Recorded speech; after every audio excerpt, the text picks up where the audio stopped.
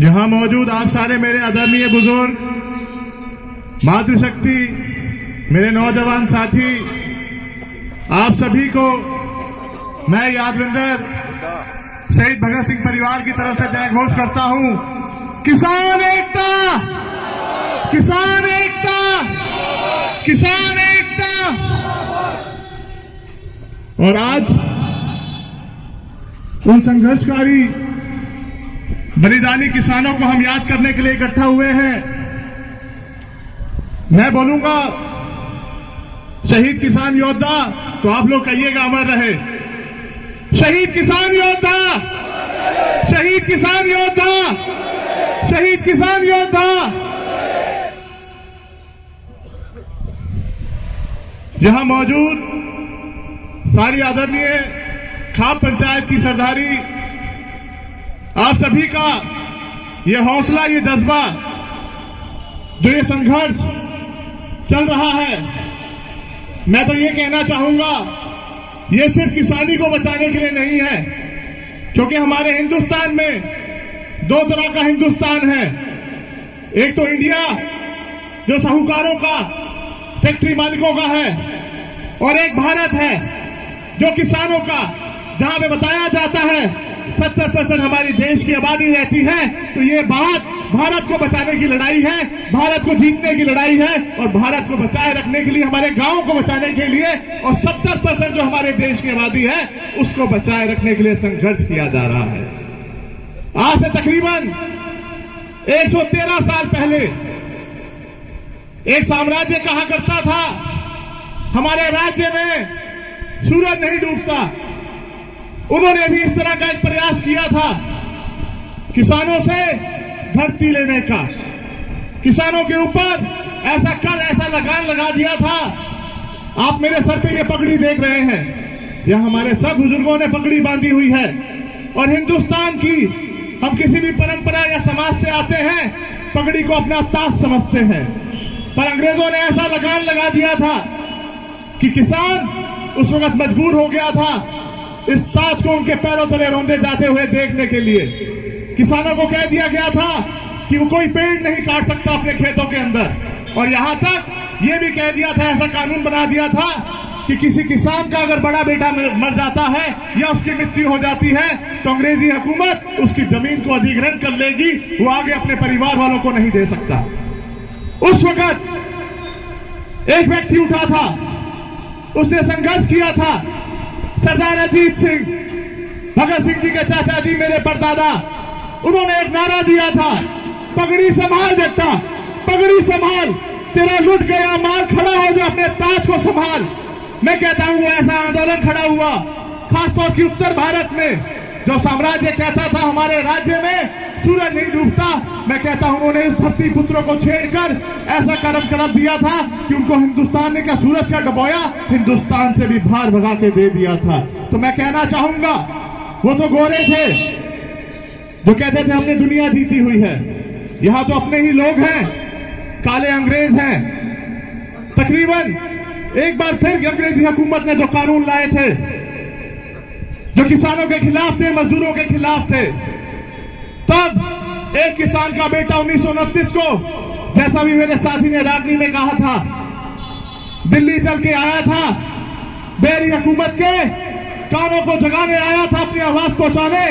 मैं कहूंगा उस वक्त तो एक भगत सिंह आया था, और आज तो इतने सारे हजारों लाखों भगत सिंह यहाँ दिल्ली की सड़क पे खड़े हैं इस बैरी हुकूमत को जगाने के लिए। तो मैं कहता हूं क्यों नहीं, ये कानून वापस होके रहेगा और हम लोग अपनी जमीनें लेके रहेंगे, जिसके हक के लिए हम लोग लड़ रहे हैं। मैं यही कहना चाहूंगा, शहीद आजम भगत सिंह जी का मैं कोई अकेला वारिस नहीं हूं, आप सब भी उनके वारिस हैं, आप सब भी उनके वंशज हैं, और आप लोग जो सच्चे वारिस और सच्चे वंशज बनकर अपनी धरती को बचाने के लिए, मैं कहूंगा, और साथ के साथ हिंदुस्तान को बचाने के लिए इकट्ठा हुए हैं। कुछ लोग स्कूलों के अंदर इतिहास पढ़ते हैं और कुछ हमें इतिहास पढ़ाते हैं अध्यापक के रूप में, पर मैं कहूंगा ये आंदोलन, ये संघर्ष आने वाली पीढ़ियों को इतिहास बना के देगा आप लोगों के रूप में, और आने वाली पीढ़ियां आपको हमको पढ़ेंगी और ये भी कहा करेगी कि जब वो संघर्ष हो रहा था, क्योंकि एक सवाल हमसे ना पूछा जाए आने वाली पीढ़ी के द्वारा कि जब हमारी जमीनों को हथियाने की बात हो रही थी, ऐसे घिनौने कानून बनाए जा रहे थे कि तब आप लोग कहां थे। पर मैं कहूंगा हमारे बुजुर्गों ने कमान संभाली है और युवाओं से भी कहना चाहूंगा, कहते हैं ना, वो कौम ही क्या जो गुलामी की जंजीरें ना तोड़ सके, वो कौम ही क्या जो गुलामी की जंजीरें ना तोड़ सके, और वो जवानी ही क्या जो दी हुई दुश्मन की चुनौती ना मोड़ सके। इस चुनौती को स्वीकार करना है नौजवानों ने, और आप बुजुर्गों ने हमें एक रास्ता दिखाना है। उस वक्त के हमारे पूर्वजों ने संघर्ष किया था, आज आपके और मेरे पास विरासत के रूप में हमारी पूंजी, हमारी जमीनें हैं। उसी संघर्ष को, उसी इतिहास को दोहराने की बात है। हम लोग उनके वंशज हैं, उन वीरों के वंशज हैं। तो मैं यही कहना चाहूंगा, भगत सिंह परिवार की 5-5, 6-6 पीढ़ियां नाइंसाफी के खिलाफ लड़ती रही है, उसी तरह मैं भी आपके साथ खड़ा हूं, कंधे से कंधा मिलाकर अपनी आखिरी सांस तक, जब तक ये कानून वापस नहीं हो जाते और हम लोग जीत नहीं जाते। यादविंदर सिंह भगत सिंह परिवार के रूप में हमेशा हमेशा आपके बीच में रहेगा।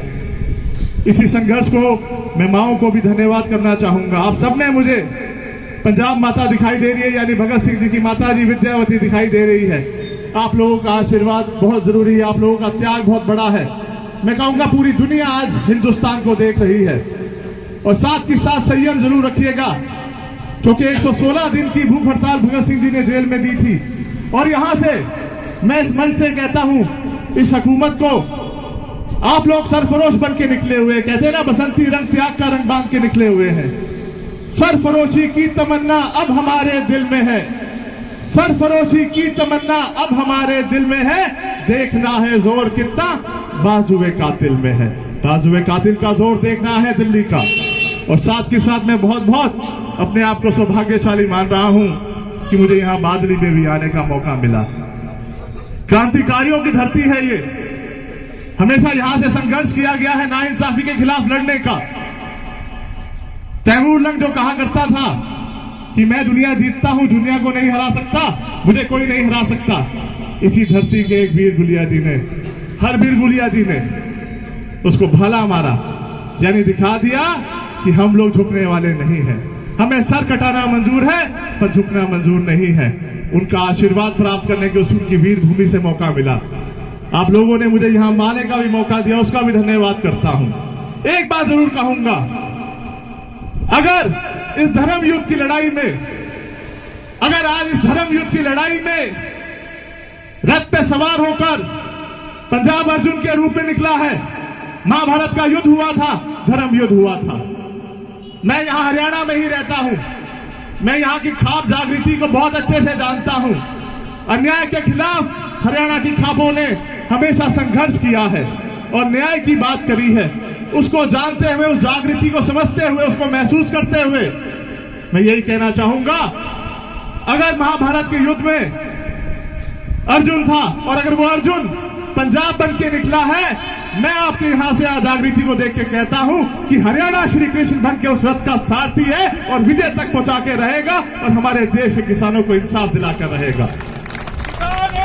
जिंदाबाद, जिंदाबाद। और मैं आपको बहुत बहुत शुक्रिया करता हूं, आपने मुझे मौका दिया, हर समय आपके साथ रहूंगा। किसान एकता जिंदाबाद, जिंदाबाद। बहुत